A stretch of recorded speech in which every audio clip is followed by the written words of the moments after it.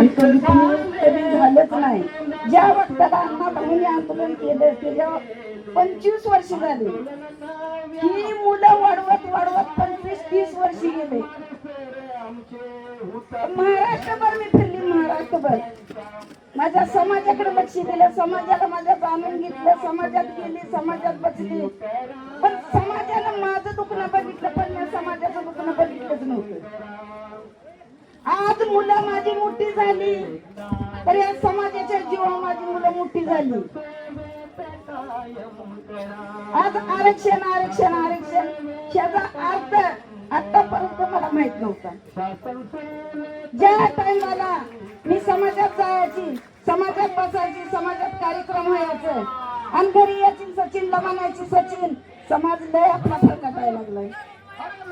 पण माझी मुलं तेव्हा त्याला बारकी होती, त्याचं ज्ञानच नव्हतं माझ्या मुलासनी. पण ज्या वक्ताला 25 वर्षाचा सचिन झाला, माझ्या मुली मोठ्या झाल्या, माझ्या मुलींची लग्न केली आणि सचिनला एकच सांगितलं, सचिन तू आता बाहेर पड.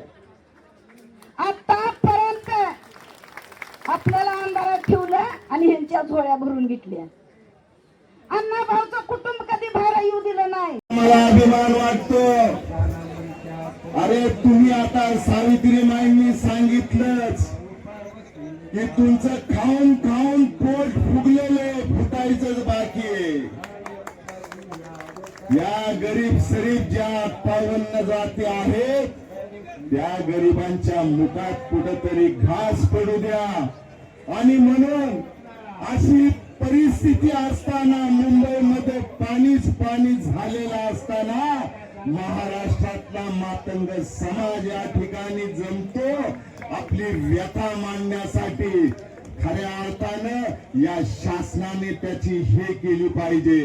आणि म्हणून मला या ठिकाणी सुचवायचंय, अरे डॉक्टर बाबासाहेब आंबेडकरांच्या नावासाठी तर मातंग समाजाच्या पृथ्वीराम कांबळेने आपलं बलिदान सुद्धा दिलेलं आहे.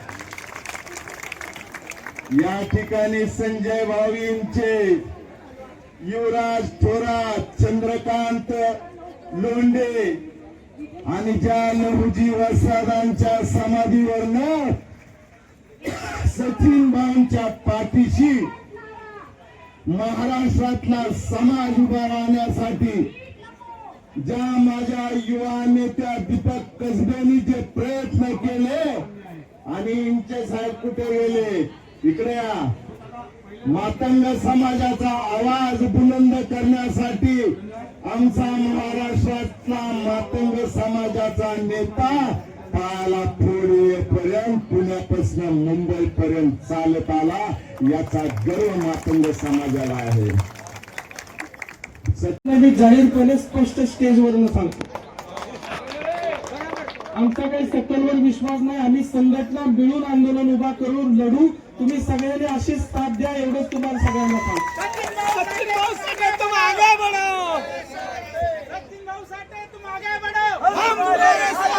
संजयजी इंचे की आपल्याला अभ्यासाच्या माध्यमातून जे आपल्याला जे मटेरियल लागतं ते सगळे पुरवत असतात. संजूबाबा गायकवाड, भास्कर नाना शिंदे, आमचे सन्माननीय चंद्रकांतजी कारके आणि सगळी माणसं, या सगळ्या माणसांच्या सपोर्टानं हा सगळा आपला एकूणच आपण या आझाद मैदानामध्ये आज यशस्वी झालोय.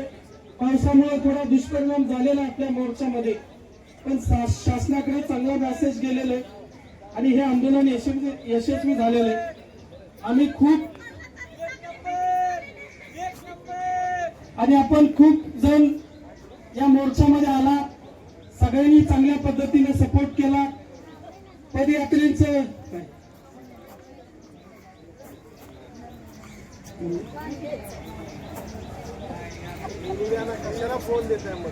क्रांतीवीर विचार मंच, राहुरीचे सर्व लोक, रवींद्र शेलार आणि जगदाले नावाचे नगरसेवक, ती सगळी मंडळी इथं आलेली. कुठे गेली?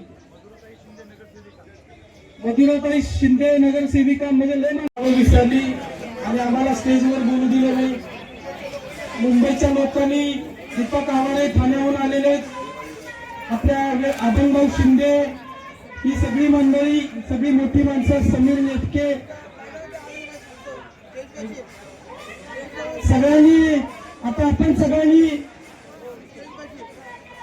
यानंतर मी तुम्हाला एवढं सांगतो की आपल्या सगळ्यांना या आंदोलनाच्या माध्यमातून शासनाला एवढंच विनंती करायचे, आवाहन करायचं, बापू भोला नगरसेवक पिंपरी चिंचवडचे ज्यांनी आम्हाला पदयात्रेमध्ये सपोर्ट केला, पण या ठिकाणी तुम्हाला सांगतो की या आंदोलनाच्या माध्यमातून शासनाला जाहीर इशारा द्यायचाय आणि ताकदीने इशारा द्यायचाय की आरक्षणाचा उपवर्गीकरण लागू झालं पाहिजे, तत्काळ लागू झाले पाहिजे. कुणाच्याही दबावाला बळी पडू नका.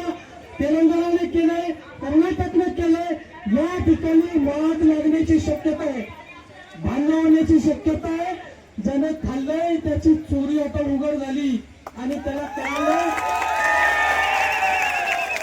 आणि ते चोर म्हणून समोर आल्यामुळे आता चोर ती चोर आणि वर शिरजोर झालाय आणि चांगुलपणाचा कापडा घालून आम्हाला येड्यात करायला लागलाय.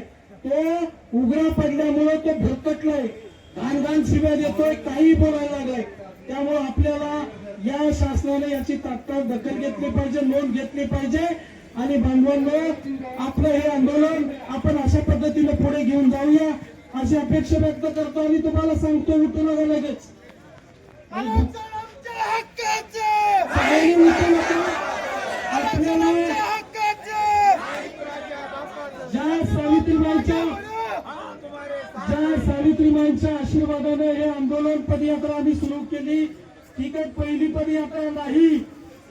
मी वयाच्या 20व्या वर्षी माझ्याकडे पेपरच्या बातम्या येत्या.